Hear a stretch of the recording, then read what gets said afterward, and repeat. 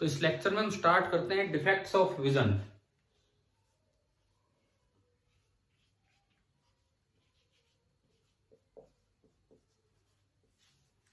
और जो 5 डिफेक्ट्स जिनके बारे में हम थोड़ा थोड़ा अभी देख रहे होंगे, 5 डिफेक्ट्स कौन कौन से हैं सुने। तो पिछले लेक्चर में कवर हुए थे, मैं दोबारा थोड़ा सा रिपीट करूंगा। Number 1 myopia. मायोपिया को शॉर्ट साइटेडनेस बोलते हैं कि लॉन्ग साइटेडनेस? शॉर्ट, क्योंकि इसमें पास की नजरें ठीक रहती हैं तो उसे शॉर्ट साइटेडनेस बोलते हैं, दूर की चीज नहीं दिखती। दूसरा आपका डिफेक्ट होगा जो हम पढ़ चुके हैं, एक बार दोबारा देख रहे होंगे, हाइपरमेट्रोपिया। ये शॉर्ट साइटेडनेस है कि लॉन्ग साइटेडनेस है? लॉन्ग साइटेडनेस, ठीक है। तीसरा जो डिफेक्ट हम पढ़ रहे होंगे इसी कड़ी में, दैट इज प्रेसबायोपिया। तीसरा जो हम पढ़ेंगे that will be presbyopia. Fourth will be astigmatism.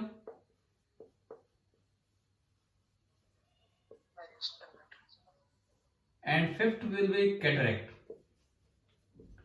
अब भाई इसके अलावा भी कोई होता हो तो होता हो, क्योंकि बायोलॉजिकल लाइन में, डॉक्टर लाइन में हो सकता है मे बी आई में और भी कोई डिफेक्ट होता हो। हम इन 5 डिफेक्ट्स की बात कर रहे होंगे कि ये 5 डिफेक्ट कौन कौन से हैं, ये हम स्टडी कर रहे होंगे। तो जो हमारा पहला डिफेक्ट है दैट इज मायोपिया। मायोपिया में दिक्कत फार पॉइंट में थी कि नियर पॉइंट में, बताओ? फार पॉइंट में। तो मायोपिया में दिक्कत क्या थी कि फार पॉइंट थोड़ा सा पास आ गया था। अब देखो मैं सही करके दिखाता हूं कि मायोपिया कैसे ठीक हुआ था, जो मैंने पिछली क्लास में बता भी दिया था आपको। ये आई लेंस है, ये आई लेंस है, ये डिफेक्टेड आई है, इसमें कुछ गड़बड़ है या तो लेंस में या फिर आई बॉल के साइज में। तो ऐसे में इनमें क्या करना होगा, देखिए मान लो इस आंख का फार पॉइंट यहां कहीं है किसी भी एक्स डिस्टेंस पे, और जो नॉर्मल फार पॉइंट होता है वो इन्फिनिटी पे होता है। तो मतलब ये है कि अगर इस फार पॉइंट से रे जाएं, अगर इस फार पॉइंट से रे आए तो आंख को कोई दिक्कत नहीं है। अगर ये वाली रे आती हैं तो आई को कोई प्रॉब्लम ही नहीं है और वो इमेज जाके रेटिना पे बनवा देगी। इमेज जाके बननी थी रेटिना पे। लेकिन अगर दिक्कत नॉर्मल फार पॉइंट से आती है, नॉर्मल फार पॉइंट कहां होता है? इन्फिनिटी। तो दिक्कत इसमें थी कि अगर नॉर्मल फार पॉइंट से आएंगी तो बताओ ये रेज कहां मिलेंगी? रेटिना से भी पहले मिल जाएंगी या रेटिना के बाद? रेटिना से पहले। तो देखो हमने कहा था कि ठीक करने का तरीका, आप आंख ठीक नहीं करते हो, आप आंख को केवल बेवकूफ बनाते हो। आप आंख को ठीक नहीं करते हो, आप केवल आंख को बेवकूफ बना रहे होते हो। कैसे? आप आगे करेक्टिव लेंस लगा देते हो और यहां आप लगाते हो कॉनकेव लेंस, यहां आप लगाते हैं कॉनकेव लेंस। अब ये जब रे आती है इंफिनिटी से, तो ये आते आते ना ये कॉनकेव लेंस इनको रेड रेज में कन्वर्ट कर देता है, क्योंकि ये डाइवर्जिंग लेंस है। तो ये इस तरह से डाइवर्ज होंगी कि आंख को लगता है कि ये रेज आंख के फार पॉइंट से आ रही है, और अगर रेज आंख के फार पॉइंट से आएंगे तो इमेज अपने आप कहां जाके ठीक होगी है? रेटिना पे, और ये हमें मिल जाएगी। क्या ये करेक्शन पहला मायोपिया वाला आया समझ में? Yes sir. ठीक है। और इसमें करेक्टिव लेंस की फोकल लेंथ होती है -x। अगर आंख का फार पॉइंट लेंस से, सॉरी आई लेंस से x डिस्टेंस दूर है, तो जो करेक्टिव लेंस होगा उसकी फोकल लेंथ -x। ये बड़ा आसान है। अब करेक्टिव लेंस को देखो तो उसके लिए ऑब्जेक्ट है ब्लू रेज, तो u टेंड्स टू इंफिनिटी, और उसने रेज को ऐसे फैलाया है कि जैसे f पे मिलनी होती, उसने रेज को ऐसे फैलाया जैसे f पे मिलनी होती, तो v -x हो गया। अब अगर आप लेंस फॉर्मूला लगाओगे 1/v - 1/u = 1/f, इसमें पुट करोगे तो f आ जाता है -x। ये मैंने पिछले लेक्चर में आपको करवा दिया था। बताओ मायोपिया आप क्लियर है ना सभी को? Yes sir. ठीक है। और मायोपिया का रीजन क्या था? मायोपिया का रीजन ये था कि जो या तो बड़ी हो जाए, हाँ, या तो आई बॉल बड़ी हो जाए या फिर फोकल लेंथ छोटी हो जाए, ठीक है ना, ये रीजन था। चलिए ठीक है, अब एक बार हाइपरमेट्रोपिया को रिवाइज करते हैं। इसको बोल देते थे कि भाई इसमें पास की नजर में दिक्कत है, दूर का साफ दिखता है, तो लॉन्ग साइटेडनेस या फार साइटेडनेस या हाइपरोपिया भी बोल देते हैं इसे, हाइपरोपिया। इसमें क्या होता है, देखो नियर पॉइंट में प्रॉब्लम है, ये फार पॉइंट, नियर पॉइंट जो नॉर्मल आपका होता है उससे थोड़ा दूर चला जाता है, पर रेंज ऑफ विजन कम होनी है, तो जो नॉर्मल आई का नियर पॉइंट है उससे थोड़ा सा दूर चला जाएगा नियर पॉइंट इस आंख का यहां चला गया, और मैंने कहा था शायद वाई डिस्टेंस, वाई बोला था ना हमने पिछले लेक्चर में, अगर आपने देखा हो तो, ठीक है। जो नॉर्मल आई का नियर पॉइंट है वो होता है डी मतलब 25 सेंटीमीटर दूर, आंख से आई लेंस से 25 सेंटीमीटर दूर, इतनी दूर है।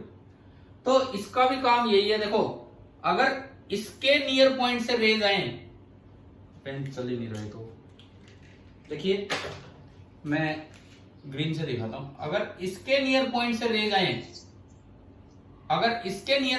आए, तो आपको कोई प्रॉब्लम नहीं है, तो आंख भेज देगी इमेज रेटिना पे। लेकिन दिक्कत यह है कि अगर नॉर्मल नियर पॉइंट से रेज आती हाइपरमेट्रोपिया में, तो बताओ इमेज कहां बनती, रेटिना को भी क्रॉस करके आगे निकल जाती या पहले आगे बन जाती। हाँ ठीक है। अगर हाइपरमेट्रोपिया है और आप नॉर्मल आई की बात करते हो, तो जो आंख जो रेटिना है उससे भी, रेटिना से भी आगे चल के आगे बाहर निकल के इमेज बनती। तो अब देखो ठीक करना है हमें, ब्लू रेज यहां से आती, नॉर्मल नियर रेज यहां से आती, भाई यूं जा रही होती है, इसकी तो इमेज बनती रेटिना से भी पार। तो मुझे इनको ब्लू रेज को, पिछली बार रेड रेज बनाया था, इस बार ग्रीन रेज बनाना है, तो उसके लिए करेक्टिव लेंस कौन सा यूज करें, यहाँ पे कॉन्वेक्स क्या करेगा, इनको कन्वर्ज कर देगा, थोड़ा सा कन्वर्ज कर देगा। ये देखो जो ब्लू रेज थी क्या वो ग्रीन की लाइन पे चल पड़ी, तो ब्लू रेज थी वो ग्रीन की लाइन पे चल पड़ी और अब इमेज ठीक होगी। तो ये आपका है कन्वर्जिंग लेंस कॉन्वेक्स। आप अगर इसमें देखें यू इस बार है -25 सेंटीमीटर, है ना भाई, आ गया समझ में। वी इन्होंने जो रेज बनाई -y पे बनाई, फोकल लेंथ निकाले 1/v -1/u is equal to 1/f, तो ये प्लस हो गया, एलसीएम आया 25 इंटू वाई, इधर 25,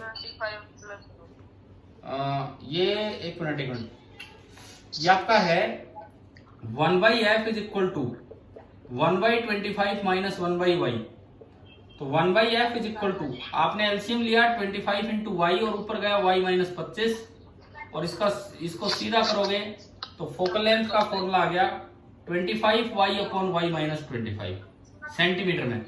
आप बताओ क्या ये दोनों डिफेक्ट बिल्कुल क्लियर हुए कि नहीं, है ना। ये रिपीट इसलिए किए कि जिन्होंने कल लाइव लेक्चर अटेंड नहीं किया वो भी अब देख ले कि कैसे हुए। ये हो गया मायोपिया और हाइपरमेट्रोपिया। अब चलते हैं तीसरे डिफेक्ट पे, प्रेस बायोपिया कोई डिफेक्ट नहीं है, एक एजिंग प्रोसेस का पार्ट है। जब एज ज्यादा हो जाती है, एज जैसे जैसे बढ़ती है, 50 क्रॉस होता है, तो क्या हमारे बॉडी के मसल्स थोड़ा कमजोर होने लग जाते हैं कि नहीं,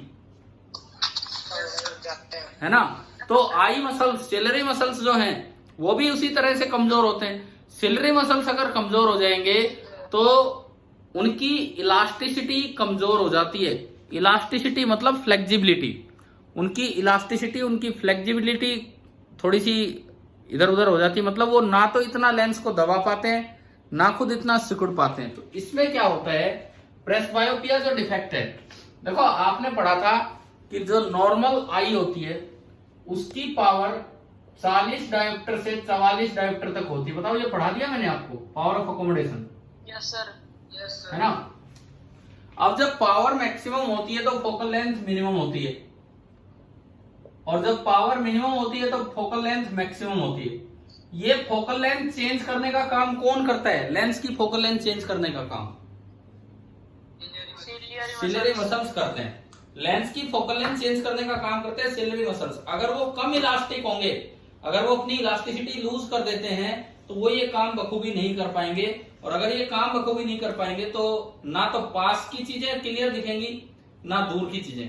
जैसे बुढ़ापे में या जो थोड़े बूढ़े इंसान होते हैं, आपको पता होगा उनकी नजर मतलब थोड़ी कमजोर हो जाती है, ना तो उन्हें पास की चीज ढंग से दिखती है और ना दूर की चीज ढंग से दिखती है। तो ये एक ओल्ड एज डिजीज है और सिलिंडरी मसल्स के कारण है और इलास्टिसिटी लूज होने के कारण है, और आई अपनी पावर ऑफ अकोमोडेशन लूज कर जाती है। तो बताओ ये वाला केस आ गया प्रेस बायोपिया समझ में? Yes sir. ठीक है, कर दो। रिपीट करूं, सुनो। प्रेस बायोपिया जो होता है, एक बार फिर से सुनिए, presbyopia it is not a disease. Properly कहें तो ये कोई डिजीज नहीं है, ओल्ड एज का एक सिंबल है ये कि आप बूढ़े होने लगे हो। देखो आप कितने ही तंदुरुस्त रहे हो, बुढ़ापे में आंखें कमजोर हो जाती हैं। कोई कहे नहीं हुई तो यार वो कुछ देखता ही नहीं होगा, कुछ पढ़ता ही नहीं होगा, तो बात अलग है, नहीं तो बुढ़ापे में आंखें कमजोर हो जाती हैं। कारण क्या है कि ये जो लेंस था, बार बार इसकी फोकल लेंथ चेंज होना, ये काम करता है ये मसल्स। ये जो मसल्स हमने बनाए थे ये कभी सिकुड़ जाते हैं मसल्स, उससे लेंस थिन हो जाता है, और कभी ये मसल्स जो हैं इसको दबा देते हैं लेंस को, उससे लेंस थिक हो जाता है। जब ये सिकुड़ जाता है लेंस थिन हो जाता है तो उसकी फोकल लेंथ ज्यादा हो जाती है, और जब ये थिक हो जाता है तो उसकी फोकल लेंथ कम हो जाती है। तो ये फोकल लेंथ को चेंज करने का काम, जिसकी वजह से हर एक इमेज रेटिना पे बने, ये काम करते हैं सिलिंडरी मसल्स।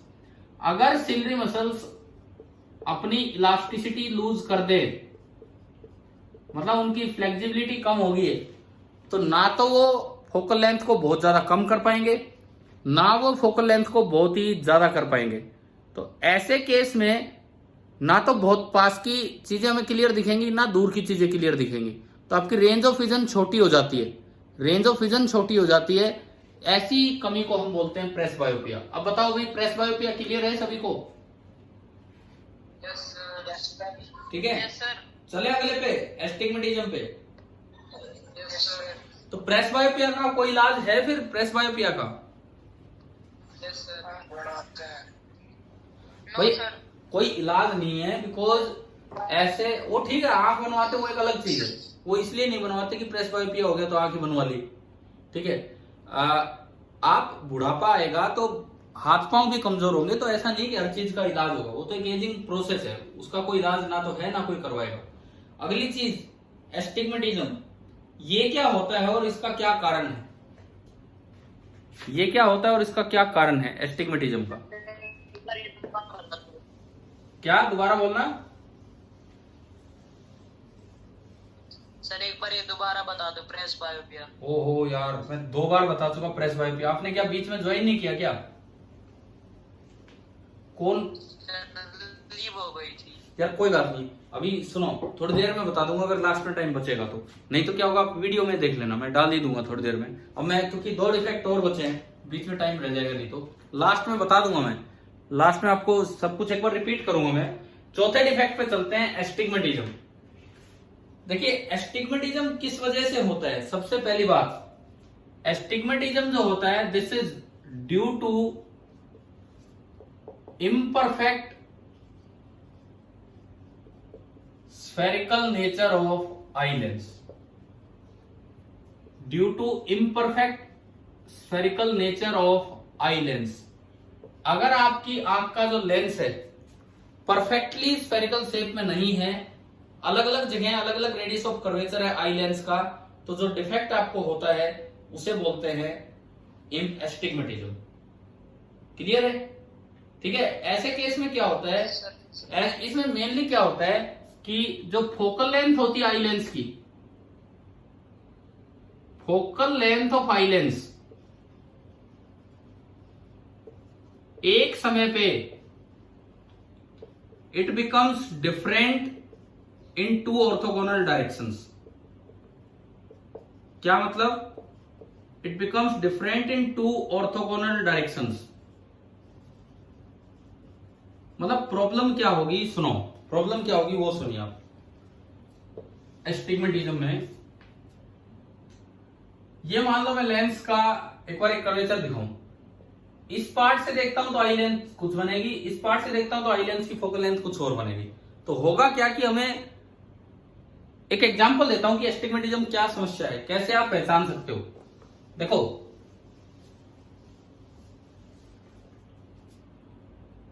मैंने दो लाइन बनाई, एक ये और एक ये। क्या आपको दोनों लाइन ढंग से नजर आ रही है या एक थोड़ी हल्की हल्की नजर आ रही है, डैश नजर आ रही है? हल्की आ रही है सर, डैश नजर आ रही है। 90 डिग्री पे मैंने दो लाइन बनाई है, बताओ दोनों लाइन गोल्ड नजर आ रही है या एक थोड़ी हल्की नजर आ रही है? एक हल्की आ रही है। एक अगर आपको एक हल्की नजर आ रही है, इट मीन्स आपको एस्टिग्मेटिज्म है, इट मीन्स आपको एस्टिग्मेटिज्म है। अगर मैंने दोनों बोल्ड बनाई होती, अगर मैंने दोनों बोल्ड बनाई होती और आप एक डायरेक्शन की चीजें क्लियर देख पा रहे हो, एक डायरेक्शन की चीजें एक समय पे, थोड़ा आपको इधर उधर करोगे ठीक दिख जाएगा, एक समय पे आपको एक डायरेक्शन क्लियर दिखता है एक नहीं, तो इस डिफेक्ट को हम बोलते हैं एस्टिग्मेटिज्म, कि दो ऑर्थोगोनल डायरेक्शंस की इमेज सही जाके रेटिना पे नहीं बन पाती है, एक की बनती है एक की नहीं बनती है। तो इस चीज को बोलते हैं एस्टिग्मेटिज्म, क्योंकि दो ऑर्थोगोनल डायरेक्शंस में फोकल लेंथ हाई लेंस का अलग अलग हो जाता है due to imperfect spherical nature. तो ये आपका होता है, ये जो आपका डिफेक्ट है इसे बोलते हैं एस्टिग्मेटिज्म। अब ये पता कैसे लगे कि ये बनाने वाले ने दिक्कत की है या आंख में एस्टिग्मेटिज्म है, ये कैसे पता लगे? आपको कैसे पता लगा कि ये एस्टिग्मेटिज्म है या मैंने गलत बनाया?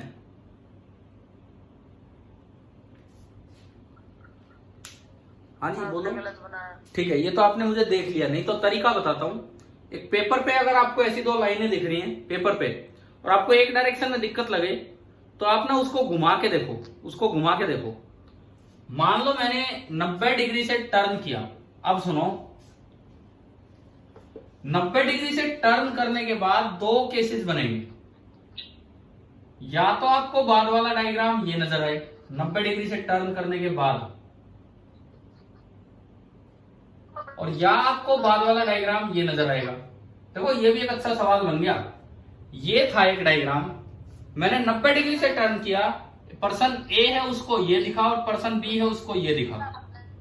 तो बताओ ए और बी में से किसको एस्टिग्मेटिज्म है और किसको नहीं है? बताओ भैया यार, ये आवाज बंद करो अपनी, जो भी ये बोल रहा है इधर सुनो। ए और बी में से बताइए किसको एस्टिग्मेटिज्म है और किसको नहीं है? ए को है। हाँ पता लग गया अब आपको। देखो 90 डिग्री से घुमाने से अगर ये घूम गया तो इसका मतलब तो बनावट में दिक्कत है, और 90 डिग्री घुमाने के बाद भी आपको ऐसा नजर आ रहा है, इसका मतलब कोई लाइन डैश लाइन नहीं थी। अगर 90 डिग्री घुमाने के बाद भी आपको ऐसा नजर आ रहा है, इसका मतलब कोई लाइन डैश लाइन नहीं थी और आपकी आंख में ही कोई कमी है, इस वजह से ऐसा हुआ है। तो बताओ एस्टिग्मेटिज्म का क्या सिंबल है, क्या पहचान आ गया, किस तरह से सिम्टम्स क्या हैं उसके? ठीक है, एस्टिग्मेटिज्म को ठीक करने के लिए जो लेंसेज यूज किए जाते हैं, बड़े स्पेशल लेंसेज होते हैं। हाँ बड़े स्पेशल लेंसेज होते हैं, उन्हें बोलते हैं सिलेंड्रिकल लेंसेज। अब सुनो, मैं सोचता था कि सच में सिलेंड्रिकल लेंस होते हैं, मुझे लगता था कि पता नहीं आंख के आगे सिलेंडर लगा देते हैं क्या। बाद में मुझे पता लगा कि कोई सिलेंडर नहीं लगाते हैं आंख के आगे, नॉर्मल लेंस होते हैं। क्या किसी के घर में या किसी आप में से किसी के क्या सिलेंड्रिकल लेंसेज लगे हुए हैं? नहीं है, चलो कोई नहीं होंगे।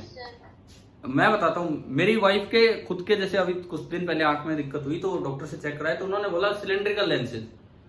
तो मैंने बोला कि एस्टिग्मेटिज्म है, तो मुझसे पूछते कि आप भी डॉक्टर हो? अरे मैं नहीं भाई डॉक्टर नहीं हूं, मैं तो बस पढ़ाता हूँ ये चीजें। तो क्योंकि एस्टिग्मेटिज्म वर्ड कम यूज करते हैं, लेंस का नाम ज्यादा यूज करते हैं, सिलेंड्रिकल लेंस। तो तभी मुझे पता लगा और तब मैंने वो देखा कोई सिलेंडर नहीं होता, एक ऐसा लेंस होता है जिसका कर्वेचर, एक स्फेरिकल लेंस होता है उसका कर्वेचर हर जगह सेम होगा। एक स्फेरिकल लेंस का कर्वेचर हर जगह सेम होता है, लेकिन एक सिलेंड्रिकल लेंस का कर्वेचर अलग अलग कॉर्नर पे अलग अलग होता है और वो आंख के अकॉर्डिंग सेट करना पड़ता है कि कोई किस तरह से। मान लो आपको, सपोज कीजिए आपको एस्टिग्मेटिज्म है और आपका जो लेंस है आपने थोड़ा बहुत इधर उधर लगा लिया, क्या अब आपको क्लियर दिख जाएगा? अगर आप थोड़ा सा अपने स्पेक्स को रोटेट कर दो तो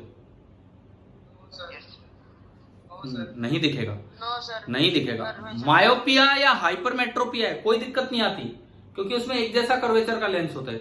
मायोपिया या हाइपरमेट्रोपिया है, आप अगर अपना लेंस थोड़ा बहुत इधर उधर कर भी लोगे तो कोई दिक्कत नहीं आएगी। लेकिन अगर आपको ये वाला एस्टिग्मेटिज्म वाली दिक्कत है, सिलेंड्रिकल लेंसेज हैं, तो प्रॉपर सेटिंग करनी पड़ती है। एक बार जो डॉक्टर ने जिस तरह से दिया है वो भी ढंग से देख के चेक करते हैं कि भाई इस साइड कर्वेचर इतना है लेंस का, तो इस साइड लेंस आई लेंस का इतना है तो हमें इतना लगाना पड़ेगा। ये तो मतलब अगर आपका एस्टिग्मेटिक डिजीज है और सिलेंड्रिकल लेंस और फिर भी आपको सर में दर्द होने लगे या क्लियर ना दिख रहा हो, तो अपने चश्मे को थोड़ा बहुत सेट करके देखना चाहिए, क्या पता आपने वो सही सेट ना कर रखा हो।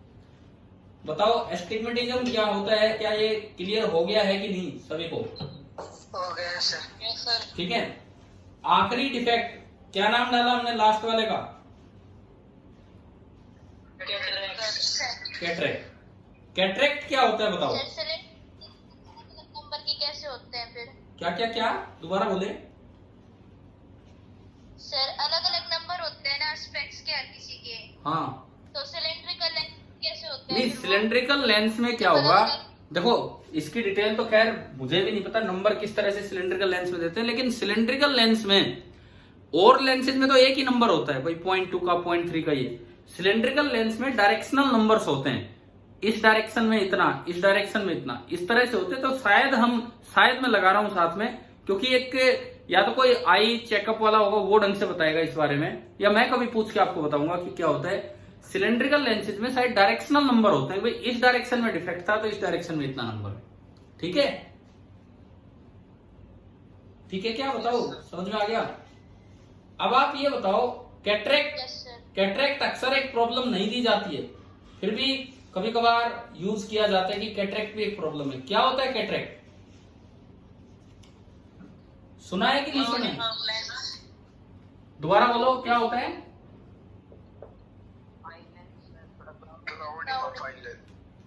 कैटरेक्ट में होता क्या है कि आपका लेंस ना ओपेक बनना स्टार्ट हो जाता है। जो आई लेंस अभी ट्रांसपेरेंट रहता है, कुछ प्रोटीन्स के एक्यूमुलेशन की वजह से, धीरे धीरे वो लेंस ओपेक होना स्टार्ट हो जाता है। एंड फाइनली वो जब फुली ओपेक हो जाएगा, व्हाइटिश कलर का भी हो सकता है, दूसरा भी हो सकता है, तो उसका इलाज तो एक ही है, सर्जरी। कैटरेक्ट अगर आपको हो गया तो आप एक ही तरीके से ठीक हो पाओगे और सर्जरी ही उसका इलाज है, और कोई इलाज नहीं। अब आप एक बार ये बताओ कि आपको पांचों डिफेक्ट्स समझ में आ गए हैं कि नहीं? ठीक है, अब मैं आपसे दो चार सवाल पूछता हूं, आप फटाफट उनका जवाब देने की कोशिश करना। अच्छा, बीच में एक बच्चा जो लेट आया उसने बोला सर प्रेस बायोपिया बता दो। प्रेस बायोपिया मैं बताता हूं, प्रेस बायोपिया कोई डिजीज नहीं है, एजिंग प्रोसेस का एक पार्ट है। Presbyopia is a part of ageing process. जैसे जैसे एज बढ़ती है सिलरी मसल्स कमजोर हो जाते हैं, उनकी इलास्टिसिटी कमजोर हो जाती है, उनकी फ्लेक्सिबिलिटी कमजोर हो जाती है, तो ना तो फुल रिलैक्स हो पाते हैं, ना लेंस को दबा पाते हैं। तो ना तो उसकी पावर लेंस की 40 डायोप्टर कर पाते हैं, ना 44 डायोप्टर कर पाते हैं, और उस वजह से आप कभी भी ना तो मतलब क्लियरली आपकी इमेज रेटिना पे नहीं बन पाएगी सामने वाले ऑब्जेक्ट की। तो ये बुढ़ापे का ही रोग है, तो this is press बायोपिया।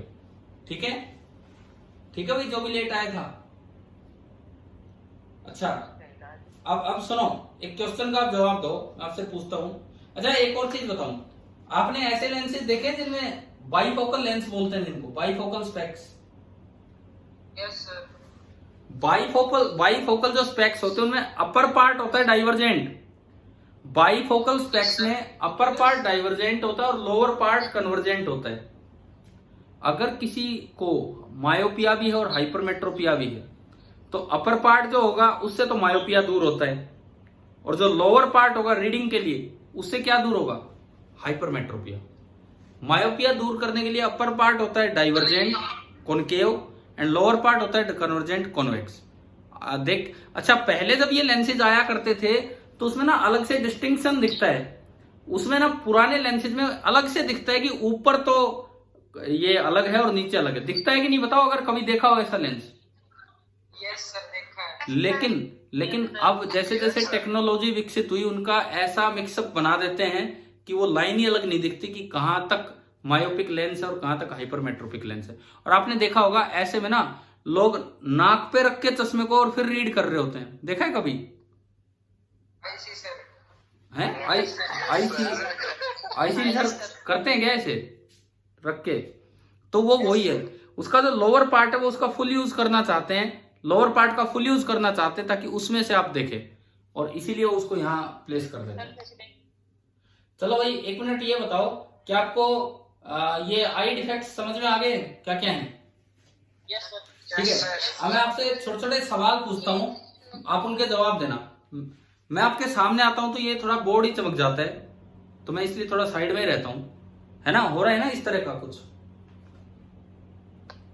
Question number 1, पहला सवाल आप बताइए कि एक मसल, एक आई मसल है, मतलब नॉर्मल आई है, उसके मसल्स हैं, वो लीस्ट स्ट्रेन्ड कब होते हैं? लीस्ट स्ट्रेन्ड कब होते हैं? जब ऑब्जेक्ट 25 सेंटीमीटर पे हो, जब ऑब्जेक्ट 1 मीटर पे हो, जब ऑब्जेक्ट आंख के बहुत पास हो, या ऑब्जेक्ट इंफिनिटी पे हो। पहला सवाल मैंने पूछा कि eye muscles are least strained,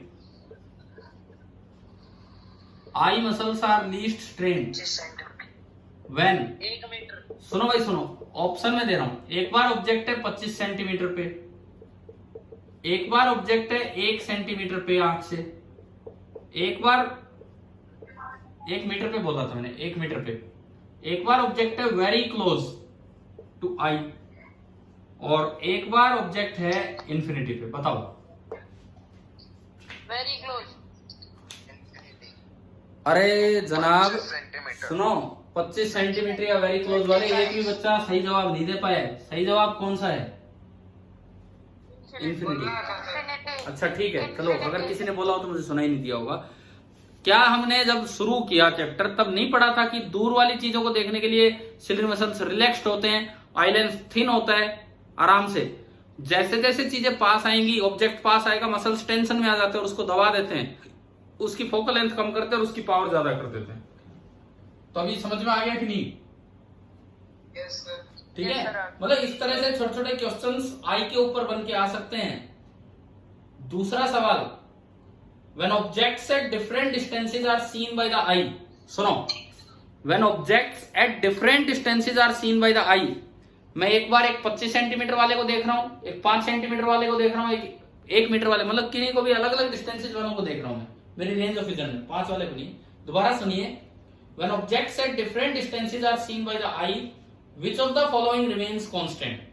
ध्यान से सुनो सवाल, और आपको जवाब देना है, बजर राउंड है ये लगा लो, अपना फटाफट आंसर देना कि अगर आप अलग अलग डिस्टेंस वाले ऑब्जेक्ट्स को देख रहे हो तो इनमें से, इन 4 ऑप्शंस में से क्या चीज कांस्टेंट रहती है? पहला option, focal length of the eye lens. बताओ, focal length of the eye lens. No sir. नहीं, वही तो एडजस्ट होगी। दूसरा option, object distance from the eye lens. No sir. ठीक है, ठीक है। तीसरा option, radii of curvature of eye lens, radius of curvature of eye lens. Yes sir. क्या ये कांस्टेंट रहता है? मैंने आपको ये बताया था कि जो सिलियरी मसल्स होते हैं, जब, हाँ सुनो, रिलैक्स होता है तो थिन होता है लेंस, और वो जब टेंशन में आते हैं मसल्स पास वाले ऑब्जेक्ट को देखने के लिए तो थिक हो जाता है। थिक होगा तो क्या कर्वेचर बढ़ गया और रेडियस कम नहीं हो गया? रेडियस ऑफ कर्वेचर थिन है तो रेडियस ऑफ कर्वेचर ज्यादा है, थिक है तो रेडियस ऑफ कर्वेचर कम है। बताओ क्या रेडियस ऑफ कर्वेचर चेंज हुआ कि नहीं? Yes sir. तो चौथा ऑप्शन है the image distance from the eye lens. Sir image distance क्या ये कांस्टेंट रहती है? बिल्कुल, इमेज डिस्टेंस ही तो फिक्स है। इमेज जाके कहां बननी होती है? रेटिना पे बननी होती है, तो इमेज डिस्टेंस ही फिक्स है। चाहे आप अलग अलग, मतलब ये अकोमोडेशन पे एक क्वेश्चन था कि भाई इस तरह से आपसे सवाल पूछे जाते हैं। ये आपका दूसरा सवाल हो गया। समझ में आ रहा है ना कैसे हम कर रहे हैं? थर्ड क्वेश्चन, इसका आप जवाब दीजिए। The distance of eye lens from the retina is x. Distance of eye lens from the retina is x. तो फॉर ए नॉर्मल आई, ध्यान से सुनो अब क्या दिया है। तीसरे सवाल पे मैं हूं और तीसरे सवाल में बोला है कि distance of retina from eye lens is x. Retina से आई लेंस की जो डिस्टेंस है वो एक्स है। तो for a normal I the maximum focal length of the eye lens is F max. आपको बताना है कि कितना होगा। एफ मैक्स आपको बताना है कि कितना होगा। और जो चार ऑप्शंस में आपको दे रहा हूं, equal to x, greater than x, less than x, equal to 0। हाँ, इक्वल टू एक्स। क्योंकि जो मैक्सिमम फोकल लेंथ होती है वो तब होती है कब, जब ऑब्जेक्ट कहां होता है भाई। मैक्सिमम फोकल लेंथ कब होती है, जब ऑब्जेक्ट कहां होता है।